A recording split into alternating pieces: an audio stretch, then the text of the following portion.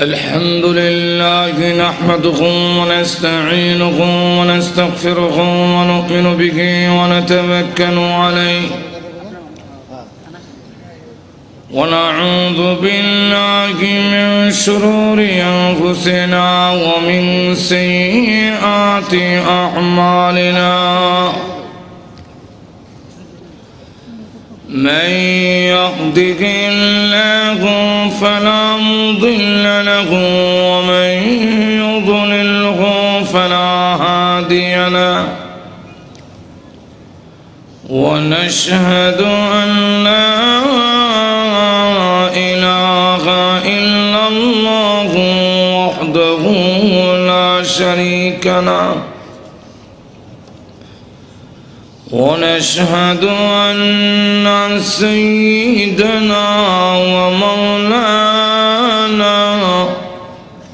محمدا عبده ورسوله الذي أرسل إلى الناس كافة بشيرا ونذيرا وداعيا إلى الله بإذنه وسراجا منيرا أما بعد فقد قال الله تعالى في كلامه المجيد وفرقانه الحميد أعوذ بالله من الشيطان الرجيم بسم الله الرحمن الرحيم قتل الإنسان ما أكفره من أي شيء خلقه من نطفة خلقه فقدره ثم السبيل يسره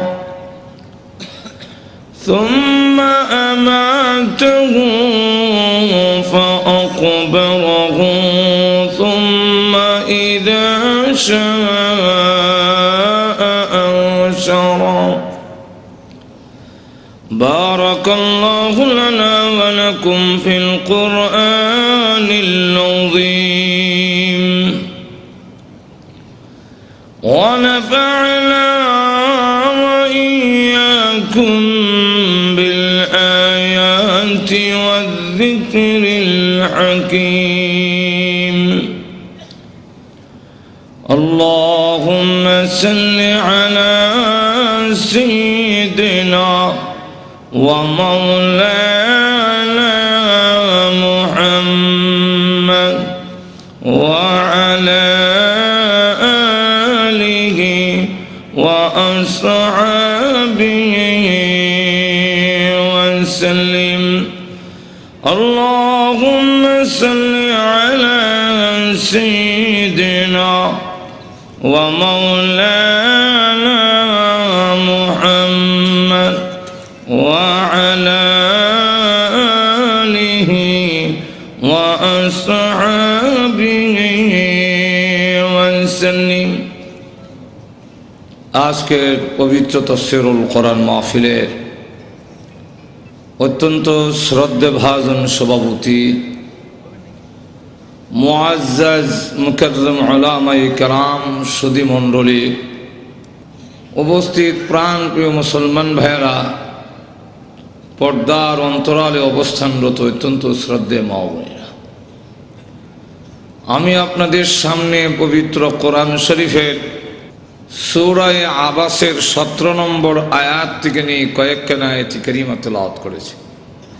তাফসীরে মাজহারিতে আল্লামা সানাউল্লাহ ভানিপতি রহমাতুল্লাহ আলাইহি এই আয়াতগুলোর শানে নজুল লিখেছেন।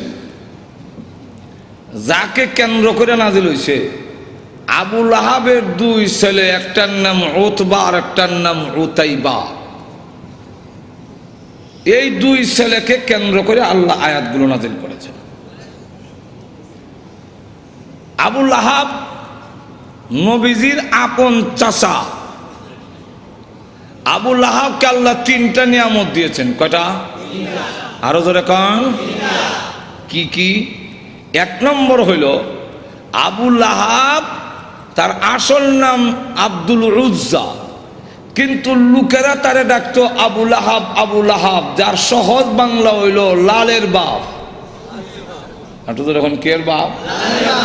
আগুন শব্দের অর্থ হইল আব্বা, লাহাবুন শব্দের অর্থ হইল অগ্নিশিখা, আগুনের মাথা। আগুনের মাথাটা লাল, আগুনের কালার হইল গোল্ডেন কালার, সোনালি। মাথা হইল লাল। এই মাথাকে আরবিতে লাহাব বলা হয়। তাহলে দুইটা মিললে সহজ বাংলা হইল লালের বাপ। তাহলে এবার আমি আপনাদের জিজ্ঞাসা করতে চাই, যাদের গঠন ভালো, যাদের কান চামড়ার কালার সুন্দর, এই সুন্দরটা কি তার নিজস্ব না আল্লাহর দেওয়া? আমরা যাদের নাক সেফা, আমরা কি মনে করেন মলম লাগাইয়া ডেলি টানলে এটা শুকাইব? আমরা চামড়া যাদের কালা, এরা কি বরফ দিয়ে ডেলি মরাইলে এটা সাদা হইব? তাহলে সুন্দর হওয়া, গঠন ভালো হওয়া, এটা কার দেওয়া? তো যেই আল্লাহ সুন্দর বানাইলেন, তার সেই নিয়ামতের শুকর আদায় করা উচিত কিনা? কিন্তু করিনি আমরা। বেশিরভাগ লোক আরো ভালো করে ক্লিনশিপ করে, এরপরে স্নো লাগায় আর যে অভিনয় করে, এতেই বোঝা যায় হ্যাঁ ভিতরে ভিতরে কি কইতাছে বোঝা যায়। হ্যাঁ ভিতরে ভিতরে হয়তো বলতেছে যে আমার যে সুন্দর চেহারা, আমার দেখলে কে না বলবে আই লাভ ইউ। এটার নাম ওই নিমকারাম, যেরকম ঠিক কিনা? বলা উচিত ছিল, প্রভু যেইভাবে আমার চেহারাকে তুমি সুন্দর বানাইছ, আমার চরিত্রটাকে সুন্দর বানাও। যেরকম ঠিক কিনা? এবং এই সুন্দর চেহারা জাহান্নামের আগুনে জ্বালায়ও না। আল্লাহর নবী আমাদের শিক্ষা দিয়েছেন, এইভাবে বলবে, আল্লাহ আমাকে সুন্দর বানাইছো, চরিত্র যদি সুন্দর না হয়, চেহারা সুন্দর হইলে কি হবে? প্রভু গো, আমার চরিত্রকে সুন্দর বানায়া দাও, এবং এই সুন্দর চেহারা জাহান্নামের লাকড়ি বানায়ও না।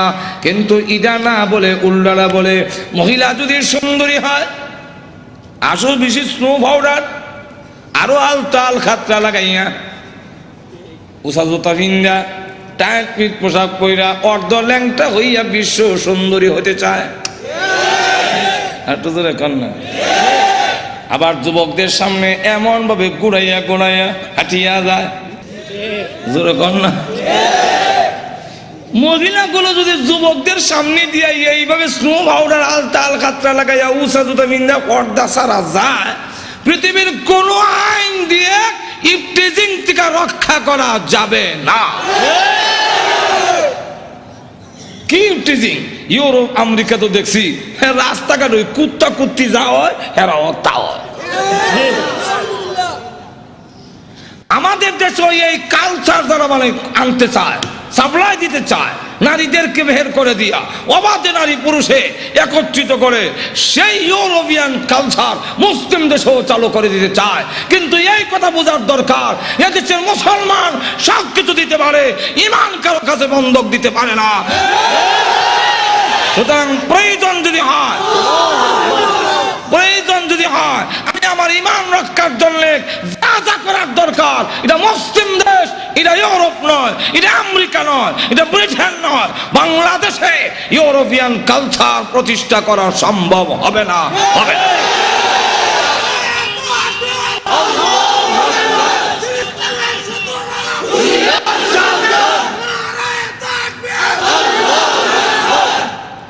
আল্লাহু আকবার। বিমানবন্দরে গেলে দেখবেন, রাস্তায় গেলে দেখবেন, আল্লাহ আমরা তো কোনো রকমের চোখ নিচে দিকে চাইলে আস্তা করলো আস্তা করলো আস্তা করলো আস্তা করলো পড়লো ভিতরে তো হাজার গুতায়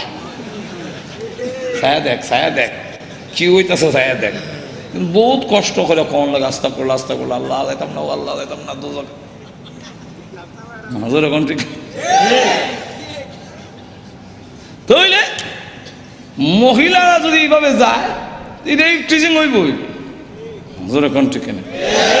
এই টিজিং যাতে না হতে পারে এই কারণে নারীকে অবরোধের জন্য পর্দা দেওয়া হয় নাই। তাহলে আপনাদের দেশে তো এক রাস্তা দিয়ে 4টা গাড়ি যায়, এমন বড় বড় রাস্তা, সাদা সাদা দাগ দেওয়া আছে, কোন দাগে কত মাইল স্পিডে যাবে সেটাও দেওয়া আছে। আর এক দাগ থেকে আরেক দাগে গেলে আবার এখানে আপনার বাতি জ্বালাইয়া নিয়মতান্ত্রিকভাবে সাক্ষাটা যদি একটু দাগের ভিতরে থাকে তা আপনার জরিমানা 70 পাউন্ড, $115 জরিমানা লেগে যাব। এখন আমি মানব না, আমার যেমনি ইচ্ছা ডাইন বাম মানি না। যদি আমাকে বাধা দেওয়া হয় তাহলে আমার চলার পথের স্বাধীনতা হরণ করা হলো। আমি ট্রাফিক লাইট মানব না, আমি যেমন যাবো বলে এটা কি কন মানবেন না কেন? না মানলে তো উশৃঙ্খলতা হবে, এটার নাম স্বাধীনতা না। বলে এটার নাম যদি স্বাধীনতা না হয় তাহলে ঠিক তেমনি ভাবে যে আল্লাহ পুরুষকে বলছেন এক সাইডে চলো, নারীকে বলছেন আরেক সাইডে চলো। সুতরাং এখানে যদি কোন বলে আমার নারী স্বাধীনতার নামে আমার যেমনি মন চাই এমনি চলমু, তাহলে এটার নাম স্বাধীনতা হবে না, এটার নাম উশৃঙ্খলতা হবে। সেও মরবো, আরো 2-4টা 10টা পুরুষকে জাহান্নাম লইয়া গেল। অ্যালবামটি নিবেদন করছেন আমার ইসলামী প্রযোজনা প্রতিষ্ঠান Betar Bitan audio and CD center, Mawna Chowrasta, শ্রী। 2 নম্বর হইল আবু লাহাবকে আল্লাহ ধন বেশি দিয়েছে। ধন হওয়া না হওয়া এটাও কার দেওয়া? আর তো কন এটা কি আপনি মনে করেন বুদ্ধি হইলেই ধন হয়? আর কন আমাদের গ্রামে দেখছি বুদ্ধি আরেক গ্রামে বেচে, কিন্তু নিজের ঘরে চাউল নাই। আছে না দেখো, আরেক গ্রামে বুদ্ধি বেচে মানি সর্দারি করতে যায়, চাচা একটা ফ্যান দয়া দিয়েন, দিয়ে আমার কোনো জিতাই দিয়েন 5000 টাকা আপনার বকশিস, ঘুষ আর কি বকশিস। চাচাও এমন মাথার মধ্যে বুদ্ধি আল্লাহ দিয়া দিছে, উকিল মুক্তারও ফেস থেকে ছুটে দিতে পারে না, অত চলে আবার জানে না। বলবো এক ঘটনা, আমার এলাকার এক বুদ্ধিমান সর্দারে নিয়েছে ব্রাহ্মণবাড়িয়ার কোর্টে সাক্ষী দেওয়ার জন্য। বিপক্ষের উকিলে বলল, সর্দার লেখাপড়া জানে না, উকিলের মাইরও ঠিক বকু। চাইলো ফেস লাগাই দিয়া সাক্ষী বাতিল করতে। জিগাইল, সর্দার সাহেব আপনি যেখান থেকে ব্রাহ্মণবাড়িয়ার কোর্টে আসছে কত সময় লাগে? কইল যে আসার ব্যবস্থা হইল 2 রকম, হয়তো হাইটে আর নাহলে নৌকা এলে এক সময়, আইটটা এলে আর এক সময়। কোনটার হিসাব আপনাকে দেব? নৌকার হিসাব দেন। নৌকার 2 অবস্থা, হয়তো ফালে আর না হয় গুনে। আগে রশি একজনে টেনে নিত, কোনটার হিসাব দিব? ফালে আইলে এক হিসাব, রশি আইলে, গুনে আইলে। কত হলে ফালের হিসাব দেন? ফালের তো 3 অবস্থা, বাতাস বেশি হইলে এক হিসাব, বাতাস কম হইলে আরেক হিসাব, বাতাস মধ্যবর্তী হইলে আরেক হিসাব। কোন হিসাব দিতাম? এমনি জজ সাহেব আয়সা দিয়া কয়, উকিল সাহেব আপনার একটা দেন, আপনি কিয়ামতের আগেও ওনারে লাগাল হইবেন না। আপনি হইলেন ফইরা উকিল, আর এই লোক হলো কুদরতি উকিল। কুদরতি ভাবে তার মাথায় আল্লাহ ইমেদা। তাহলে এবার বলেন, বুদ্ধি হইলে দান, দান। আমরা দেশে কিছু লোক আছে বুদ্ধিজীবী। বুদ্ধিজীবী মানে বুদ্ধি খাটাইয়া, বুদ্ধি বিক্রি করে যারা খায় এরার নাম বুদ্ধিজীবী। যে বুদ্ধি দিয়ে আল্লাহ চিনে না, এটার নাম বুদ্ধিজীবী না, এটার নাম বুদ্ধিজীবী হইল ও বুদ্ধিজীবী। আর আমরা দেখা বুদ্ধিজীবী, এই বুদ্ধিজীবীর অর্থ হইল বুদ্ধি খাটাইয়া খায়। কারণ আমরা দেশে যারা শ্রম করে খায় এদের কি বলা হয়? যারা মাছ বেচা খায় মৎস্যজীবী। যখন ঠিক কিনা, যারা নাকি শ্রম করে খায় এরা শ্রমজীবী, মাছ বেচা যারা খায় মৎস্যজীবী, যারা চাকরি করে খায় চাকরিজীবী, ঠিক তেমনি হবে যারা বুদ্ধি বেচ্ছা খায়। মন্দির ঘুমাই গেছেন কিতা? চাকরিজীবী, মৎস্যজীবী আর এই বুদ্ধি খাটাইয়া খাইলেই তাদের আমরা বুদ্ধিজীবী বলি না, এরকম বুদ্ধি খাটাইয়া বিলাইও খায় তো বিলাইও বুদ্ধিজীবী। কেমনে? আপনার মাছবাজি বেগম সব কইরা ডাংনা দিয়া থইছে, দরজা বন্ধ, উপর দিয়া যে রাস্তা আছে, বিড়াল কিন্তু ওইটাতে ঢুকছে, ঢুকা ঘরের ভিতর ঢুককে এসে এটা হামলা দেয় না, একটু অপেক্ষা করে মাথা ঘুরাইয়া দেহে আমার আগমনের ঠার পাইল কিনা।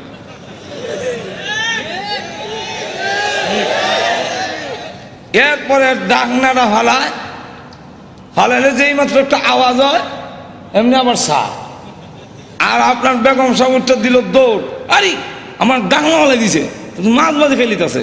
দেখবেন আপনার বেগম সাহেব পাক করে আসার আগে আগে বিড়াল আবার আগে কোন দিক দিয়ে বের হতে হবে সেই জায়গায় নির্ণয় করে রাখছে, আগেই লাভ দিয়ে মারি গেছি। তাহলে তো বুদ্ধি কাটাইয়া বিড়ালও খায়, তাই বলে কি বিড়াল বুদ্ধিজীবী? বুদ্ধি কাটাইয়া যারা খায় তাদেরকে বুদ্ধিজীবী বলা যায় না, তারা হলো পরজীবী। আর আরেকজনের উপরে নির্ভরশীল করিয়া তার মেধারে বিক্রি করে খায়। বুদ্ধি হইলে দন হয় না, শিক্ষাগত যোগ্যতা থাকলে দন হয় না। আমাদের দেশে অনেকের শিক্ষাগত যোগ্যতা এমন ব্রিফকেজত হইতে জায়গা হয় না, তার সার্টিফিকেট এত, কিন্তু দন নাই। আর আরেক লোকের হাতে কলম দিলে সই করেন, কাগজ মাগজ ছিঁড়ে লেগ শিলু দিয়ে বইছে।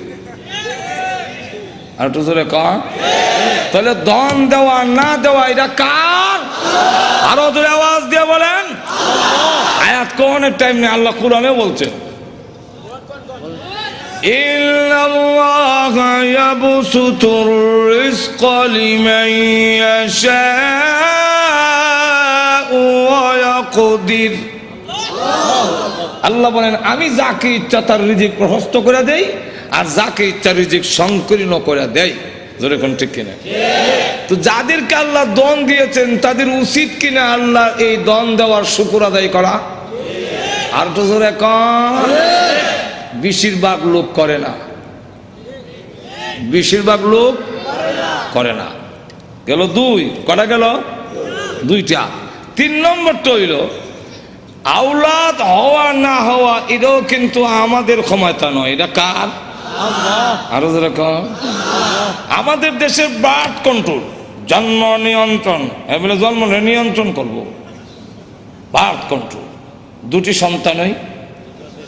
আমি বললাম কিতা যথেষ্ট, আর যে কিছু কইলেন না। আপনার ইজ্জত নষ্ট করার জন্য যদি হয় থাকে তাহলে একটাই যথেষ্ট। আর একটু জোরে কন। আরে ভাই মানুষ করতে পারবেন না, তাহলে মানুষ করার কি কারিগর আপনি নিজে? আর একটু জোরে কন। আমাদের দেশের অনেক শিল্পপতি আছে, তার বাচ্চারা খাওয়াইতে খাওয়াইতে পোল্ট্রি মুরগের লাগান শ্বাস করাইতে পারে না, আমি মনে হয়, কিন্তু মাথার মধ্যে গোবর ছাড়া কিছু নেই। 7 বার হরাইলেও 100 বক করে না।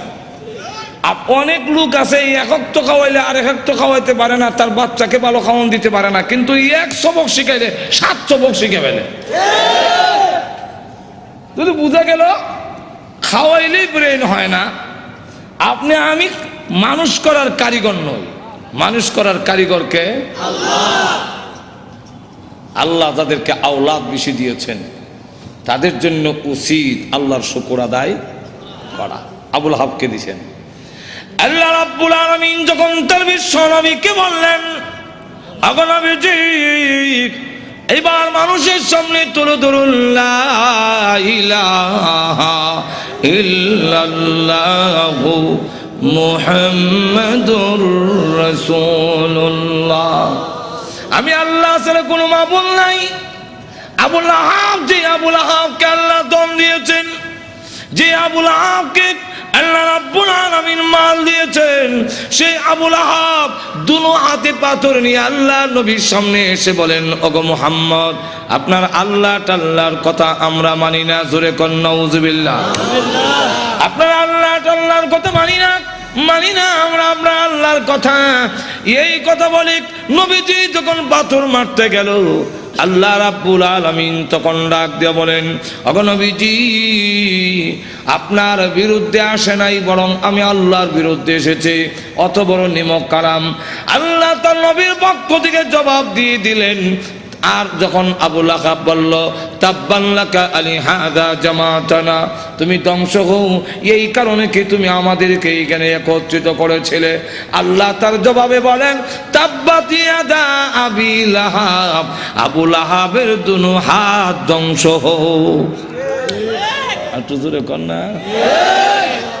যেই মাত্র এই আয়াত নাযিল হয়েছে, আবুল আহাবের দুনো হাত ধ্বংস এবং ওয়াতাব্বা ধ্বংস হয়ে গিয়েছে। মা আগনান মালুহু ওয়া মা কাসাবা, আবুল আহাবের মাল আওলাদ একটাও কাজে আসে নাই, কাজে আসবেও না। আল্লাহ রাব্বুল আলামিন আরো বলেন, সায়াসলা নারান যাতা লাহাবিন ওয়া ইমরাআতুহু, আল্লাহ রাব্বুল আলামিন বলেন, অচিরেই আবুল আহাব এবং আবুল আহাবের স্ত্রী দুজন শিখাময় আগুনের জাহান্নামের আগুনে প্রবেশ করবে। এই আয়াত নাযিল হওয়ার পরে প্রশ্ন হইতে পারে, আবুল আহাবের স্ত্রীর কথা উম্মে জামিলের কথা কেন আনলো? মহিলার কি দোষ? মহিলার কথা উল্লেখ করেছেন হাম্মালাতুল হাতাব। আল্লাহ রাব্বুল আলামিন বলেন, ওই মহিলাটাও কি কারণ জানেননি? হাম্মালাতুন, বহন কর্নেওয়ালি। হাতাবা অর্থ হইল, মুফাসসিরিনে কালাম এর সাথে দুইটা ব্যাখ্যার মিল রেখে মুফাসসিরিনে কালাম বলেন, একটা ব্যাখ্যা হইল লাকড়ি, আর একটা ব্যাখ্যা হইল সুগুল করি। ওই আবুল আহাবের স্ত্রী গড়ে গড়ে ডেকে গিয়া বলে, তোমরা কারা গো? মুহাম্মদ আমাদের ভাতিজা এবং আমার বিয়াই, আমি তার সম্পর্কে ভালো করে জানি, তোমরা তার কাছে যাইও না, সে পাগল, তার কাছে তোমরা যাইবা না। আল্লাহর নবীর বিরুদ্ধে গড়ে হেঁটে হেঁটে গিয়ে বলে, মুহাম্মদ পাগল, তার কাছে যাইও না। আল্লাহর নবী ডাক দিয়ে বলেন, প্রভু গো, আমার আপন চাষি এবং আমার আপন লোকগুলো যদি এইভাবে অপপ্রচার করে, আমি দাওয়াতের কাজ কেমনে করব? আল্লাহ ডাক দিয়ে, নবীজি, ভয়ের কোনো কারণ নাই, মানুষের দিলের মালিক আমি আল্লাহ। আপনার বিরুদ্ধে যারা গিয়া উস্কানি দিবে এবং বলবে পাগল, এদের দিল আমি আল্লাহ ঘুরাইয়া দিব, অটোমেটিক এরা আপনার কাছে হাজির হয়ে যাবে।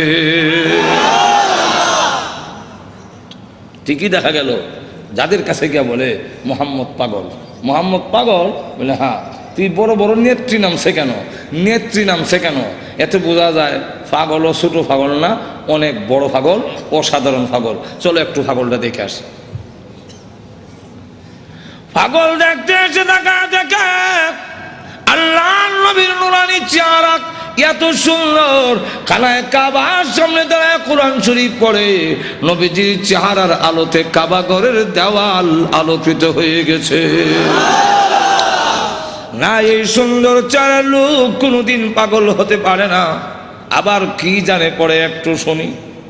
নবীজির কোরআন তেলাওয়াত এত মধুর তেলাওয়াত, শুনি না কই না, এই তেলাওয়াত কোনো পাগলের হইতে পারে না। والشمس وضحاها والقمر إذا تلاها والنهار إذا جلاها والليل إذا يغشاها।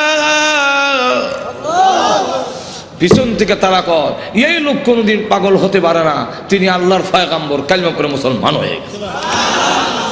তো উম্মে জামিল সে বদনাম করে আল্লাহর নবীর বিরুদ্ধে এবং লাকড়ি এনে প্রতিবন্ধকতা সৃষ্টি করে, যখন বাধা দেয়, এই অবস্থায় আল্লাহ রাব্বুল আলামিন বলেন, আবুল আহাবের স্ত্রীও জাহান্নামের ভিতরে প্রবেশ করবে।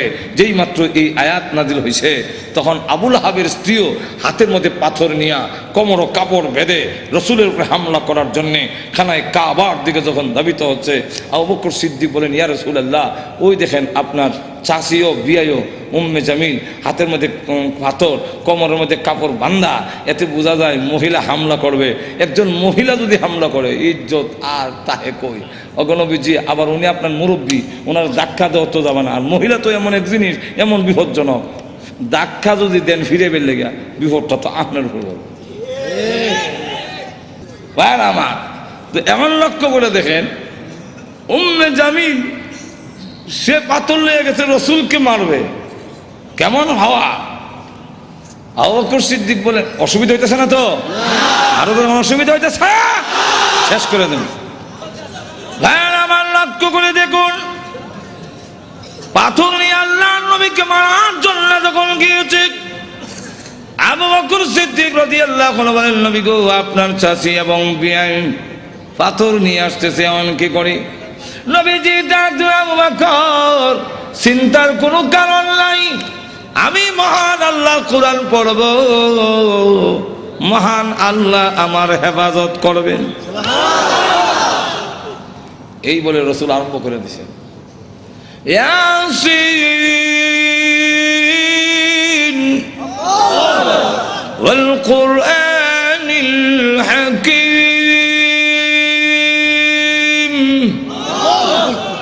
উম্মে জামিল কাছে গিয়া কয়, এ আবু বকর, একা একা বসে রইছ, তোমার সাথী মোহাম্মদ কই আজকে? আবু বকর সিদ্দিক রাদিয়াল্লাহু আনহু বলেন, আমি দেখি আমার পাশে বইয়া কোরআন শরীফ পড়তেছে, নবী দেখতেছি আর কানে শুনতেছি। মহিলা জিগায়, মোহাম্মদ কৌ? তা তো বোঝা যায় দেখে না, দেখে না যেমন আমি কইলাম কি? উম্মে জামিল হুমকি দেয়, তার ভাগ্য ভালো, তার কপাল ভালো, পাইলাম না, লুকাইয়ে গেছে, লুকাইয়ে গেছে, পাইলাম না, হ্যাঁ ভাগ্য ভালো। আর না হ্যাঁ আন্দাজ পাইছে না, আমার ডাবল হওয়ার মানে দেশ যারা চালায়, এক সর্দারের বউ আমি, আরেক সর্দারের কন্যা। আবু জাহেল আমার বাপ, আবু লাহাব আমার স্বামী, আর ভেঙে ফেলল। ডাবল হওয়ার কেমন হইল? সব তোর ভেঙে কোয়া যায় না, বিপদ তো আছে। আমার ডাবল হওয়ার পাইলাম না, তার ভাগ্য বালা। আবু বকর সিদ্দিক বলেন, আমি দেখি তুই দেখস না হিরো, বুঝলাম না। নিবেদন করছেন ইসলামী প্রযোজনা প্রতিষ্ঠান Betar Bitan audio and CD সে যখন চলে গেল, আবু বকর সিদ্দিক বলেন, হুজুর আমি দেখি, সে দেখলো না কেন? আল্লাহর নবী বলেন, আবু বকর তুমি কি কোরআন শরীফ পড়ো না? আল্লাহ রাব্বুল আলামিন আগে আমাকে জানায়া দিয়েছেন, وَإِذَا قَرَأْتَ الْقُرْآنَ جَعَلْنَا بَيْنَكَ وَبَيْنَ الَّذِينَ يُؤْمِنُونَ بِالْآخِرَةِ حِجَابًا مَسْتُورًا। হে নবী, আপনি যখন কোরআন শরীফ পড়েন, তখন আপনার আর অবিশ্বাসী বেঈমান কাফেরের মাঝে আমি আল্লাহ হিজাবাম মাসতুরা, গোপন পর্দা দিয়া আপনারে ঢেকা ফেলি। রাসূল বলেন, আবু বকর গোপন পর্দাটা কি জানো? ওয়াল্লাহু আ'লামু রাসূলুহু, আল্লাহর রাসূল বলেন, আমি যেই দিকে তাকাই সেই দিকেই দেখি অসংখ্য ফেরেশতা আমাকে ঘেরাও করে দাঁড়িয়ে আছে। আবু জাহেল, আবু লাহাব ক্ষুব্ধ হইয়া দুই ছেলে, রসুলের দুই মেয়ের যে বিয়া করেছিল, মনে আছে তো? রসুলের কন, একটার নাম উতবা আর একটার নাম উতাইবা। রসুল প্রকাশ্য নবী হওয়ার আগে দুই মেয়ে এই দুই ছেলের কাছে বিয়া দিয়েছে, কথা বুঝছেন? এখন সে এই দুইজনের ডেকে না কয়, তোমাদের শ্বশুর মুহাম্মদের কাছে আমার এবং তোর মার বিরুদ্ধে কোরআনের আয়াত নাযিল হয়েছে, অতএব তোমরা দুজন গিয়ে মুহাম্মদের সামনে বলতে হবে আপনারা আল্লাহ টাল্লাহ মানি না। আর একটু জোরে কর না, আল্লাহ টাল্লাহ যেমন বোঝা যায় সাটা, জোরে কোন ঠিক কেমন অবজ্ঞা কেমন চিন্তা করেন, নিমক আরাম কারে কয়, জোরে কোন ঠিক না? গিয়া বলবি আল্লাহ টাল্লাহ মানি না। আর মোহাম্মদের 2 মেয়েকে তালাক দিয়ে আসতে হবে, আর না হয় আমি মনে করব তোমরা আমার অবাধ্য, আর আমার অবাধ্য হইলে যে কিছু পাইবা না, এটা তো বুঝো। যেমন বাপ ইমুন ফুলা, এটা তো বলার দরকার ছিল। আপনার কথা না মানলে অবাধ্য, আর আল্লাহর কথা না মানলে আর বড় অবাধ্য। দুটো কোন ঠিক কিনা? আপনার কথা না মানলে আপনার সম্পত্তি থেকে বঞ্চিত হব, আর আল্লাহর কথা না মানলে, নবীর কথা না মানলে জান্নাত থেকে বঞ্চিত হব। অনেক সাহাবীরা তো এরকম করছেন যে বাড়িঘর ছাড়তে রাজি, কিন্তু আল্লাহ রসুল ছাড়তে একটু জোরে কর না।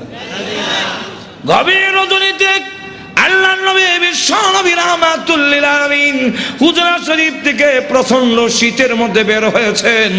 এমনি তাকায়া দেখে একজন বাঁকা হইয়া দাঁড়াইছে, সোজা হইয়া দাঁড়াতে পারে না, কাপড় এইভাবে ধরে রেখেছে। দাঁড়ায় বলেন, আসসালাতু ওয়াসসালামু আলাইকা ইয়া রাসূলুল্লাহ। আল্লাহ নবী বলেন, কে রে তুমি এত গভীর রজনীতে আমাকে সালাম দিচ্ছ? আল্লাহ নবী যেই মাত্র জিজ্ঞাসা করলেন, উনি ডাকতে, হুজুর আপনি কি আমাকে চিনতে পারেন নাই? আমি আব্দুল্লাহ। আল্লাহর নবী বলেন, কোন আব্দুল্লাহ? ওগো নবীজি, কিছুদিন আগে ইসলাম ধর্ম গ্রহণ করেছি, আমার নাম ছিল আব্দুল উজ্জা, আমি আপনার নামটা পরিবর্তন করে আব্দুল্লাহ রেখেছেন, আমি সেই আব্দুল্লাহ। বলেন, আমার আব্দুল্লাহ তো ধনী বাপ চাচা, তার বাপ চাচা ধনী ব্যবসায়ীর ছেলে, সকাল বিকাল কাপড় পরিবর্তন করে আসতো। আজকে তো দেখা যায় গায়ে কাপড় নাই, একটা কাপড়ের টুকরা পরিধান করা, সোজা হয়ে দাঁড়াতে পারে না, তার লজ্জাস্থান খানি হয়ে যায়, হাত দিয়ে ধরে রাখছে কোনো রকমের কাপড়ের টুকরা। আল্লাহর নবী বলেন, আমার আব্দুল্লাহর এই অবস্থা কেন? শীতের মধ্যে তরতর করে কাঁপতেছে, কিন্তু কোনো কথা বলে না, কোনো ডাক দেয় না। নবী গো, অপেক্ষায় বসে আছি, কোন সময় আপনি বের হবেন? আপনার নুরানি চেহারা যদি এক নজর দেখতে পারি, তাহলে আমার অন্তরে আর কোনো দুঃখ থাকবে না। আল্লাহর নবী বলেন, কি হলো তোমার এই অবস্থা কেন? আব্দুল্লাহ, হুজুর আপনার দরবারে কেন আসা যাওয়া করি? আমার চাচা আমাকে বলেছেন বাড়ি ছেড়ে দিতে হবে, আর না হয় মুহাম্মদের দরবার ছেড়ে দিতে হবে। নবী গো, আমি ঘোষণা দিয়েছি, প্রয়োজন বুঝে আপনার বাড়ি কেন তাম পৃথিবী ছেড়ে দিতে পারি, কিন্তু একটি মুহূর্তের জন্য বিশ্ব নবীর দরবার আমি ছাড়তে পারবো না। আপনারা যে আমাকে বাড়ির থেকে বের করে দিয়েছে, বের হওয়ার সময় বললো কাপড় চোপড় গুলো দিয়ে যাও, এগুলো তো আমাদের। উদ্দেশ্য হইল আমি উলঙ্গ হয়ে গেলে এটা যাব না, লজ্জায় তখন গড়ে বসে থাকবো, আপনার দরবারে আসবো না। আমি তখন আমার চাচাকে জানিয়ে দিলাম, ওগো চাচা, কাপড় হারাতে পারি, ইজ্জত সম্মান হারাতে পারি, আমি সর্বহারা হতে পারি, কিন্তু আল্লাহর কসম ঈমান হারা এক মুহূর্তের জন্য হতে পারবো না। হ্যাঁ দাদা, আজকে যদি শরমের আর ইজ্জতের বয়ে কাপড়ের জন্যে আমি ঈমান হারা হয়ে যাই, মৃত্যুর পরে কবর থেকে উলঙ্গ হয়ে আল্লাহর দরবারে উঠব, উলঙ্গ অবস্থায় জাহান্নামের মধ্যে দেওয়া হবে। আল্লাহর নবী আমার কাপড় চোপড় গুলো রেখে দিয়েছে, আমি আমার মার সামনে দাঁড়ায় বললাম, মা গো, আমার মা একটা কাপড় দেন না, আমি আমার লজ্জাস্থান রেখে বিশ্ব নবীর দরবারে যাব। ওগো মা, একটা নজর যদি আল্লাহর নবীকে দেখতে পারি, তাহলে আমার মনে আর কোনো ব্যথা থাকবে না। এই বলে হুজুর আমার মা একটা কাপড় দিয়েছেন, কোন রকমে লজ্জাস্থান রেখে আপনার হুজুরের সামনে এসে বসে আছি। কোন সময় আপনি বের হবেন, আপনার চেহারা মুবারক একটা নজর দেখার জন্য বসে আছি। নবীজি তার করুণ কাহিনী শুনে বিশ্ব নবী পর্যন্ত চোখের পানি রাখতে পারলেন। আল্লাহ নবী ডাক দিয়ে বলেন, আব্দুল্লাহ আমার ঘরে আয়, হুজুরের শরীফে আয়, এই নে আমার ব্যবহারের 2 খান কাপড় তোরে দান করলাম। নবীজির 2 খানা কাপড়, ব্যবহারের কাপড়ের দাম আছে না নাই? এরপর থেকে আব্দুল্লাহ জুল বাগাদাইন হয়ে গেল। এখন খালি আব্দুল্লাহ না, এখন টাইটেল লাগছে আল্লাহ নবী না আব্দুল্লাহ। বল তোর কোন আকাঙ্ক্ষা আছে নি? আব্দুল্লাহ দাদা হুজুর দুনিয়ার কোনো আকাঙ্ক্ষা নাই, আপনার কাছে আমার একটা দরখাস্ত। ওগো নবীজি, আপনি বলেছেন শাহাদাতের মরণ হইলে মরণের কষ্ট হয় না। আপনি বলেছেন শাহাদাতের মরণ হইলে কবরও গেলে মুনকার নাকির আসে না। আপনি বলেছেন শহীদ হয়ে মরলে কিয়ামতের মাঠে কোনো হিসাব কিতাব হবে না, বিনা হিসাবে জান্নাতে যাবে। তাই আমার দরখাস্ত, ওগো নবীজি আপনি আল্লাহর কাছে বলুন আমার শাহাদাতের কামনা যেন মহান আল্লাহ কবুল করে নেন। নবীজি দোয়া করে দিলেন, দোয়া রসুলের দোয়া, হাত উঠাইতে দিরি আর তো কবুল হইতে আল্লাহ নবী বিশ্ব নবী রাহমাতুল লিল আলামিন দোয়া করে দিলেন। এখন আব্দুল্লাহর জন্য দোয়া কেমন কবুল হয়ে গেছে। তবুকের যুদ্ধে গেলেন, কিন্তু তবুকের যুদ্ধটা হইল না, ফিরে আসবেন। আব্দুল্লাহ রাস্তার মধ্যে অসুস্থ হয়ে গেলেন, সেখানে তিনি ইন্তেকাল করলেন। আল্লাহ নবী ঘোষণা দিয়েছেন আল্লাহর রাস্তায় যখন মানুষ বের হয়ে যায়, রাস্তায় মারা গেল শাহাদাতের সওয়াব তাকে দেওয়া হয়।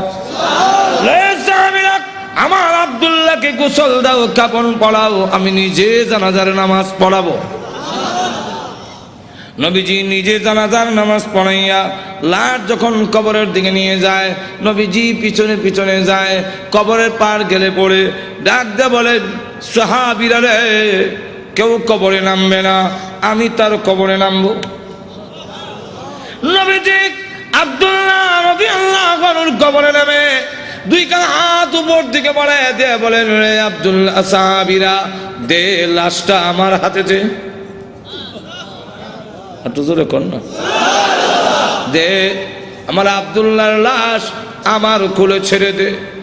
নবীজির কোলে ছেড়ে দিলে নবীজি এইভাবে লাশটা উপর দিকে উঠাইয়া আকাশের দিকে তাকায় বলে, আল্লাহ আমি আব্দুল্লাহর প্রতি খুশি, তুমিও খুশি হয়ে যাও। আল্লাহ এখন আব্দুল্লাহর লাশটাকে আমার কোল থেকে তোমার রহমতের কোলে আমি স্থানান্তর করতে চাই। এই কথা শুনে সাহাবীরা গইরে কবর পার কান্না শুরু করেছেন। বিশেষ করে সাদ ইবনে আবি ওয়াক্কাস রাদিয়াল্লাহু আনহু ডাক দিয়ে বলে, মাটিতে গইরিয়া কান্দে আর বলে, আব্দুল্লাহ রে, এই লাশটা তোর না হইয়া আমার যদি হতো রে, আমার ভাগ্য কত ভালো ছিল রে আব্দুল্লাহ। এই লাশ তোর না হইয়া আমার যদি হতো, যেখানে আল্লাহর নবী বলতেছেন, আল্লাহ আমি খুশি, মেহেরবানি করে তুমিও আমার আব্দুল্লাহর প্রতি খুশি হয়ে যাও। ভাই আমার লক্ষ্য করে দেখুন, এইভাবে অনেক ঘটনা সারা রাত বললেও তো শেষ হবে না। এইভাবে বাড়ি ঘর ছেড়ে দিয়েছেন আল্লাহর দ্বীনের জন্য, ইসলামের জন্য, আল্লাহ নবীর জন্য। কিন্তু আবু লাহাবের ছেলে যেমন বাবা তেমন ছেলে উতবা আল্লাহ নবীর সামনে গিয়ে বলে, ওগো মুহাম্মদ, আপনার আল্লাহ টাল্লাহ এগুলো আমরা মানি না। আর তো জোরে কর না। আর নবীজির সামনে দাঁড়ায় বলে, আপনার দুই মেয়েকে তালাক দিলাম। নবীজির তাফসীরে মাযহারিতে লেখে, আল্লাহ নবীর উপরে হামলা করে টান দিয়ে জামা ছেড়ে ফেলেছে। নবীজি চোখের পানি ছেড়ে দিয়ে কাঁদলে, হ্যাঁ প্রভু, আমার জামা ছিঁড়েছে এই জন্য আমি ব্যথা পাইনি। আমি কত আঘাত খাইলাম তোমার দ্বীনের জন্যে, তোমার জন্যে, তোমার দ্বীনের জন্যে যদি আমি কষ্ট পাই, আমার তেমন কষ্ট লাগে না। ও প্রভু, আমার মেয়েকে তালাক দিয়েছে, এই জন্য দুঃখ লাগে নাই, দুঃখ লেগেছে। আমার সামনে যদি তোমাকে কেউ অবজ্ঞা করে, তোমাকে অপমান করে, আমি রাসূল কখনো বরদাস্ত করতে পারি না। ভাইরা আমার, বাস্তবিকই যাদের ভিতরে ঈমান আছে, ঈমানদার কখনো দুনিয়ার সকল কিছু বরদাস্ত করতে পারে। কিন্তু আল্লাহ নবীকে অপমান করবে, এই পৃথিবীর কোন মুমিন কখনো বরদাস্ত করবে না। এর নামই হলো ঈমান। জোরে কোন ঠিক কিনা? প্রয়োজন বোধে আল্লাহর জন্য, আল্লাহর নবীর জন্য, আল্লাহর দ্বীনের জন্য মুমিন তার জীবন উৎসর্গ করতে পারে, কিন্তু আল্লাহর অবমাননা কখনো মুমিন বরদাস্ত করতে পারে না। আর আমার আল্লাহর নবী, আল্লাহর মহব্বত নবীর অন্তরে বেশি না কম? আর তো দূরে কর না, সকলের চেয়ে বেশি না কম? নবীজি কান্দেন আর বলেন, প্রভু গো, আমার সামনে কেমনে কয় তুমি আল্লাহ টাল্লাহ, এত বড় নিমক কারাম আল্লাহ আমি কেমনে বরদাস্ত করি? আল্লাহ ডাক দেওয়ার, নবী গো, আমি বানাইছি নিজের সন্তান যদি নিজের দারিদ্র্যের টান মারে দুঃখ লাগে না? না লাগে? নিজের সন্তান যদি কিল মারে খাবলায় কষ্ট লাগে না? আপনার কষ্টও লাগে না, কিন্তু দেখবেন আপনার মা এই জিনিসটা বরদাস্ত করবে না। আপনার ছেলে আপনাকে যদি দারিদ্র্যের টান মারে আপনার কিন্তু কষ্ট লাগে না?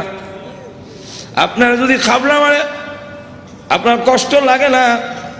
মাথা ষোলো টানে আপনার কষ্ট লাগে না? লাথি মারে কষ্ট লাগে না, কিন্তু আপনার মা যদি দেখে তখন বরদাস্ত করে না। দেখি তাহলে আল্লাহ ডাক দিয়ে বলেন, আমি বানাইছি মানুষ, এই মানুষ যদি আমার সাথে বেয়াদবি করে, আমাকে গালি দেয়, আমার বিরুদ্ধে বলে, এত আঘাত লাগে না, কিন্তু আমার নবীকে যদি কেউ কিছু কয় আমি আল্লাহ বরদাস্ত করি না। আমার নবীর বেয়াদব আমি আল্লাহ ছাড় দেই না। আমার নবীর গায়ে আঘাত করলে আমার কষ্ট লাগে। সে পাথর নিয়ে আপনাকে মারতে এসেছে, এই জন্য আমি আল্লাহ আয়াত নাযিল করে জানায়া দিলাম। নবীজি এখন বদদুয়া করেন, আল্লাহ তোমার কুকুর সমূহ থেকে একটা কুকুরের উপরে মুসাল্লাত করে দাও, ছড়ায়া দাও। আল্লাহ আবু লাহাবের ছেলে উতবার উপরে তুমি কুত্তা লাগায়া দাও। আল্লাহ নবীর দোয়া হোক বদদুয়া হোক, জবান থেকে বের হতে দেরি হয়, আল্লাহর দরবারে তা কবুল হইতে একটা মিনিট দেরি হয় না।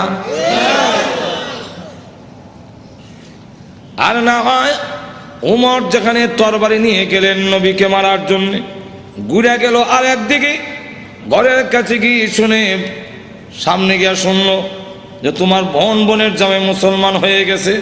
সেখানে গিয়ে যখন ঘরের সামনে দাঁড়াইছে, শুনে ঘরের ভিতর থেকে কোরআনের আওয়াজ আসে। হ্যাঁ, কিসের আওয়াজ? আস্তে আস্তে পড়তেছে, আউযু বিল্লাহি মিনাশ শাইতানির রাজীম। উমরকে কি পড়ে কলজা দিছিল না?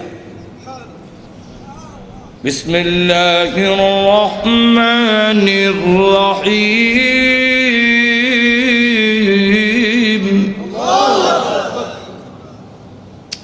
হ্যাঁ, গরকে আওয়াজ হইনা ফাতেমা কাহা আজরাইল আইছে, দরজা খুলছে। আর ফরায় যে হযরত খাব্বাব রাদিয়াল্লাহু, তিনি দরজার আড়ে লুকাইয়া গিয়া আল্লাহ লা ইলাহা ইল্লাল্লাহ সুবহানাকা ইন্নী। বোন এবং বোনের জামাইরে তো একবারে মারবে না, উমর তো আমারও দুই টুকরা করে নেব, তরবারি আতই আছে। দরজার আড়ে লুকাইয়া খালি খতমে ইউনূস পড়ে। উমর ঢুক্কা তার বোন রে দিল এক থাপ্পড়, বোনের জামাইরে থাপ্পড় খাইয়া উল্টে গিয়ে পড়ছে। বোন বাধা দিয়ে আমার স্বামীরে মারো কেন? দিলাম তোরা একটা। বোন যখন থাপ্পড় খাইছে, কানের পর্দা ফেটে গেছে। বোন তখন কয়, শোনো, তুমি যেমন খাত্তাবের ছেলে, আমিও খাত্তাবের মেয়ে। তুমি জানো না ইমান এমন এক জিনিস, এটার মধ্যে যত চাপ দেওয়া যায় অত এটার স্পিড। ইমানদার এমন এক জিনিস, এটার যত গুতা দিব অত ভালো উঠবো। গুতা দিত না, ঘুমাই থাকবো। ঠিক ঠিক। চিড়িয়াখানা গেছে, দেখে চিড়িয়াখানা এক বেটা গিয়া দেখে ফিঞ্জিরের ভিতরে রড দিয়া বাঘ তো আটকাইতেছে, দেখছেন না? তো চিড়িয়াখানা এটা তো আর উন্মুক্ত না, সে যেভাবে মুক্ত গরু ধরে খাইতো এভাবে তো আর খাইতে পারে না। সামান্য খাওয়ান ভাই সরু রয়েছে। তো ধর্ষণার্থী একজন দেখুন না, এক লোকটা কয়, এটা শুনছি বাঘ, এটা দিয়ে ছাগল। বাঘে না মানুষ দেখলে তর্জন গর্জন করে, এটা দিয়ে কিচ্ছু কয় না, তো দিছে ছাতি দেখ গুতা। অ্যালবামটি নিবেদন করছেন খাওন ঠিক ভাই হয় না, ইসলামী পরে প্রযোজনা রইছিলাম প্রতিষ্ঠান তোমার কি তার বেতার গুড়া বিতান কিমরে অডিও কামড়া অ্যান্ড সিডি সেন্টার। তোমার গুতা দেশ করে জানোস না, ভাগ গুতা দিলে হালটা উঠবো, যেমন গুতা দিছে এমনি কয় হাক হাক করে দেন খালিছে, এখন জুতা মুজা হাতে হালাই এটা দিছে দো জোরে কোন ঠিক কিনা। ফাতেমা ডাক দেখো, ভাই তুমি যে আমার চট দিছে মনে করছো আমি বন্ধ হয়ে যাবো? সুস্পষ্ট করে বলে দেই, সত্য ধর্ম গ্রহণ করছি, মারতে পারো, জীবন গেল ছাড়তাম না। এখন কয় এই এটা নিয়ম, মানুষ যখন দিনের উপরে ইসলামের উপরে অটল অচল থাকে তখন তারা আল্লাহ সাহায্য আসে, আর যারা নির্যাতন করে হেরার দিলের মধ্যে আল্লাহ ডর ঢুকাইয়া দেয়। উমর কয় ইয়া তো মারলাম তো সামলাইতাম পারি না, কি পড়ছি রে দেখো না, তোমাকে দেওয়া যাবে না। বলে কেন? এটা কোরআনের অংশ। ইন্নাহু লাকুরআনুন কারীম ফি কিতাবিম মাকনুন লা ইয়ামাসসুহু ইল্লাল মুতাহহারুন।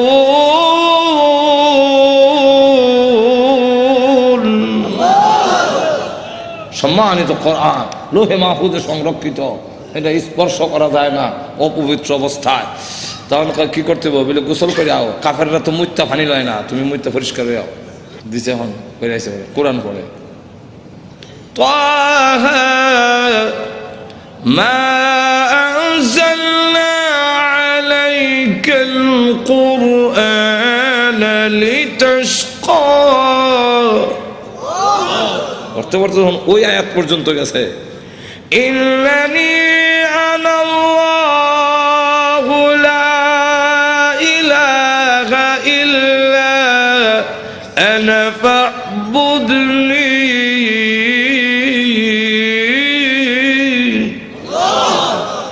দেখে চোখ থেকে পানি নহর চালু হয়েছে।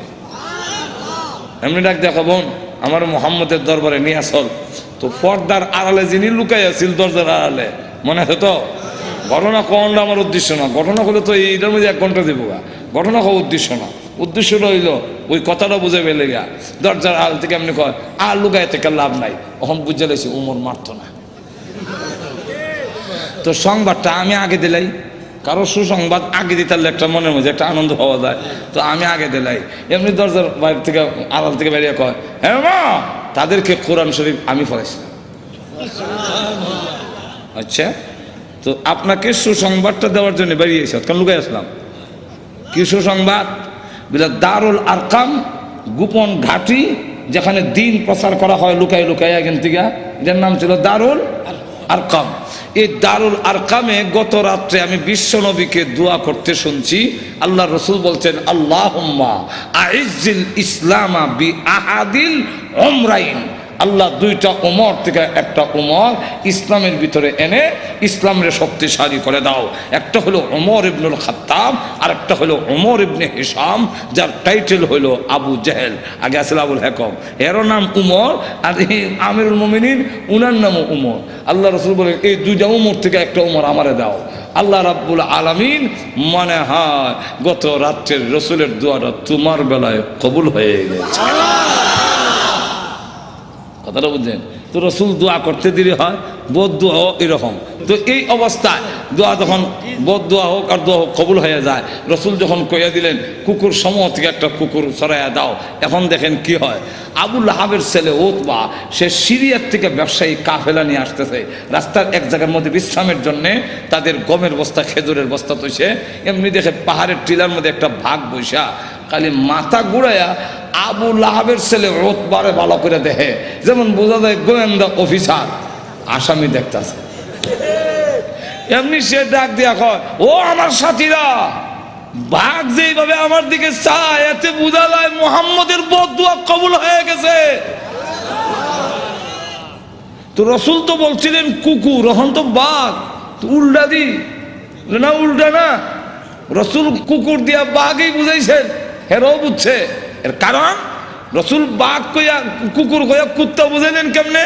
কুকুর মানে বাঘ, বাঘ মানে কুকুর, দুইটার একটা মিল আছে। কি মিল?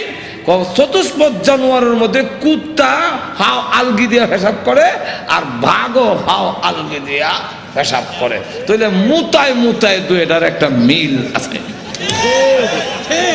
হাইওয়াতুল হাইওয়ান নামক কিতাবের মধ্যে এই ইয়েটা দিচ্ছেন, কথা বুঝছেন? এখন আসুন, তাহলে দেখা গেল এই অবস্থায় সকলে আপনি আমাদের ছেলে, সর্দারের ছেলে, আপনার সিকিউরিটির ব্যবস্থা আমরা করব। আপনি ভয় পাচ্ছেন কেন? সিকিউরিটি তারা করবো। সিকিউরিটি কত সিকিউরিটি বন্ধ করলে খারাপ হিসেবে দেয়, লোক নাই, মানুষ নাই, গেল এরকম বহুত ঘটনা। আটো জোরে এখন না, গজব আসবার হইলে ফিরাইতে পারে না।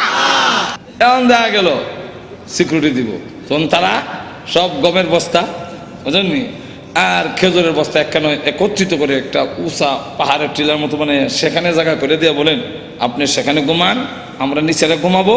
বাঘের নিয়ম হইল আগে যারে পায় তারে খায়, তা আমাদেরকে খেয়ে না মেরে খাবে, এর আগে তো না।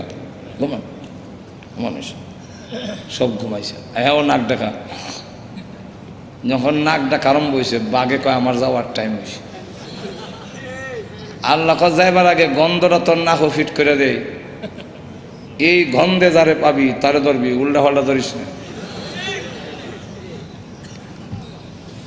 বাঘ গিয়া যতটুকু ঘুমাইছে সবটুকু চেক করে, কারণ প্রত্যেকের শরীরে আলাদা একটা ছোট সময় বাইসাব যখন কোথায় গেঞ্জি রানরে আমার গেঞ্জি রানিচ্ছেন, এখন কোন গেঞ্জি আব্বার কোনটা বাইসাব বুঝতাম কেমনি, আর নিলে থাপ্পড় খামু উল্টা পাল্টা নিলে তো নাকও লাগাইতাম, নাকও লাগাই বুঝতাম এটা আব্বার গেঞ্জি, এটা বাইসাব গেঞ্জি, গন্ধের শরীরে একটা গন্ধ আছে না। তো বাঘে গিয়ে সবচেয়ে চেক করে গন্ধ তো মিলে না, আমার আসামি কো মাথা ঘুরাইয়া দেখে বস্তার ঘুরে একটা ঘুমায় নাকটা খাইতেছে। তাহলে এটা দেখে ফেলি, লাভ দিয়া বস্তার উপর উঠছে, ওইটা নাক লাগাইতে এই যে আমার আসামি বলা হচ্ছে।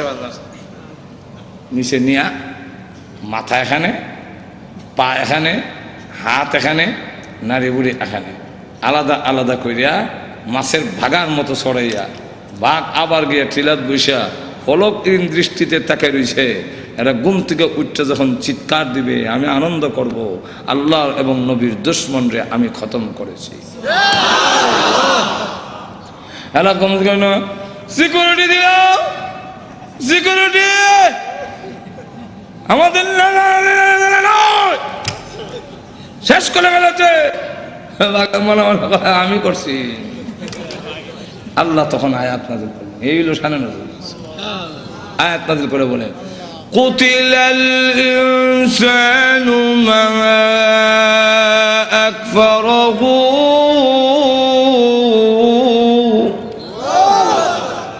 মানুষ ধ্বংস হয়েছে নি, আর তো জোরে কম রক্ষা করতে পারছে? আপনি আমিও ধ্বংস হব মরণের সময়, কেউ আমাদের রক্ষা করতে, আর তো জোরে কম কাল্লা ইযা বালাগাতিত তারাকিয়া ওয়া কিলা মান রাক,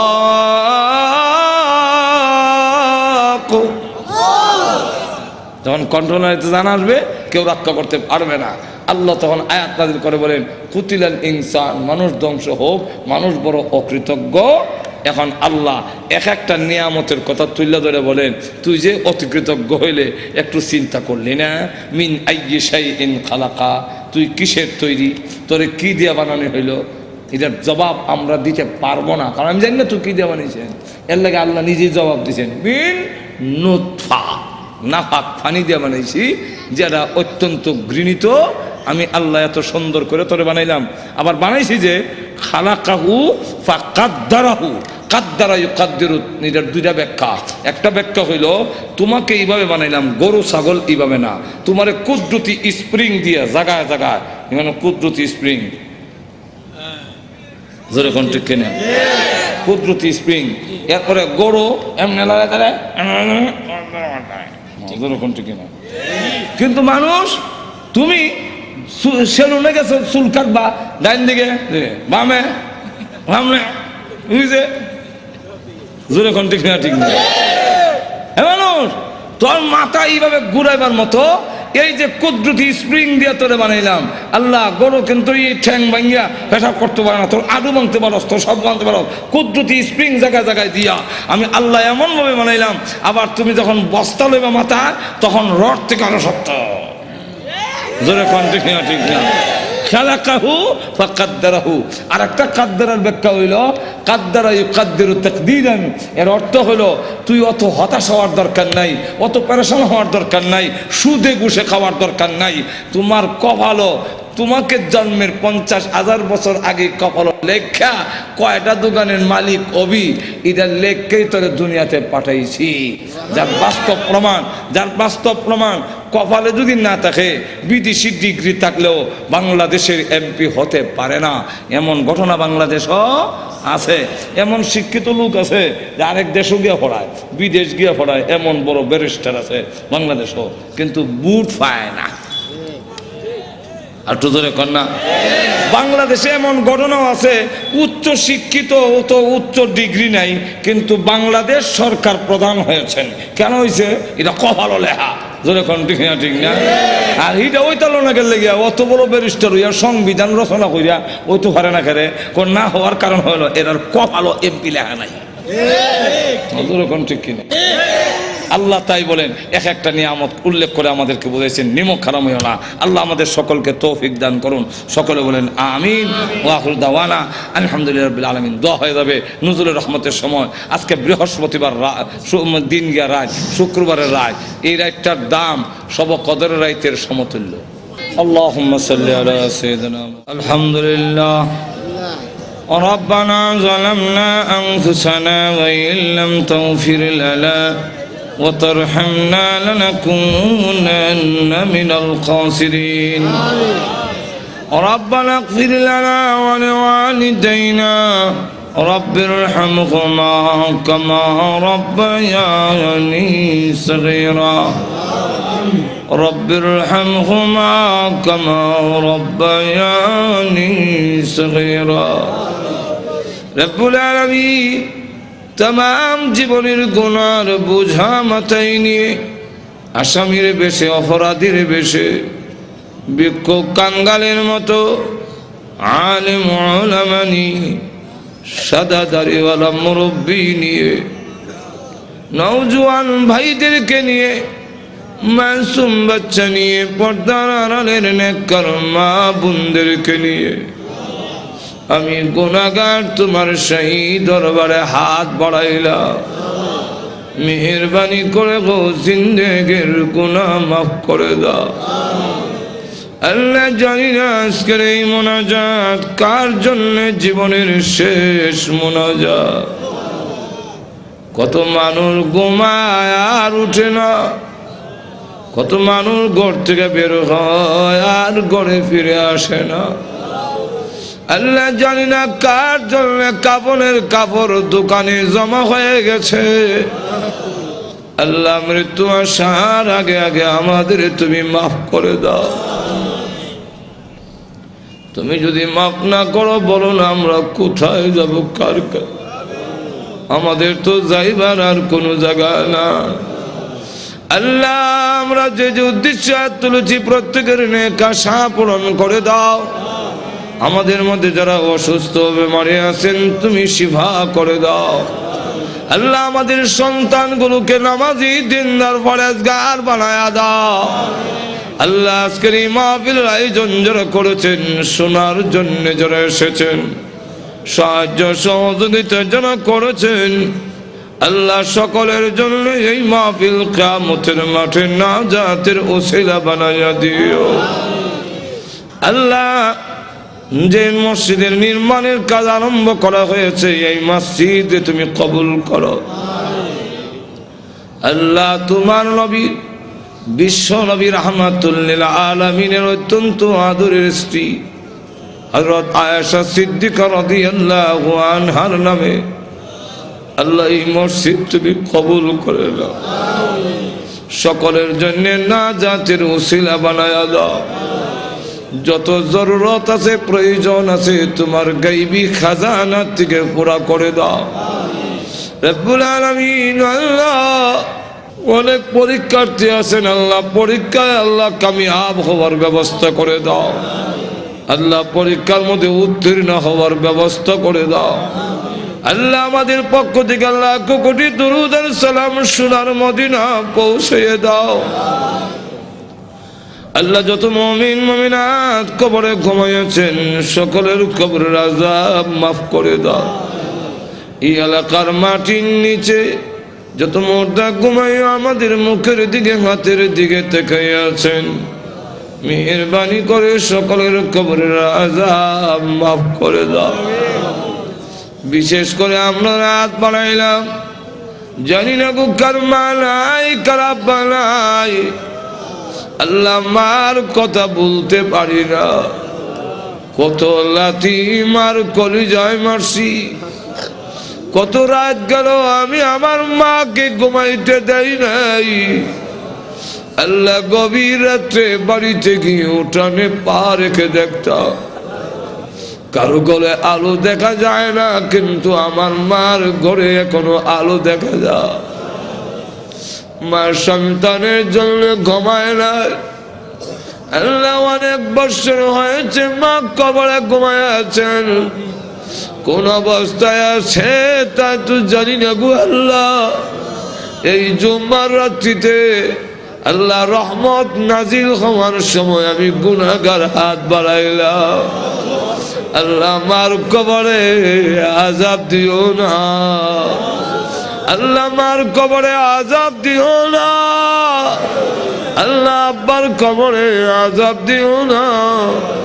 যে আব্বা ভালো জিনিস খাইলো না, ভালো কাপড় পরলো না, টাকা খরচ হয়ে যাবে, সবকিছু রেখে দিয়ে শূন্য হাতে ওই গুরুস্থানের বাঙ্গা কবরে গোবায়,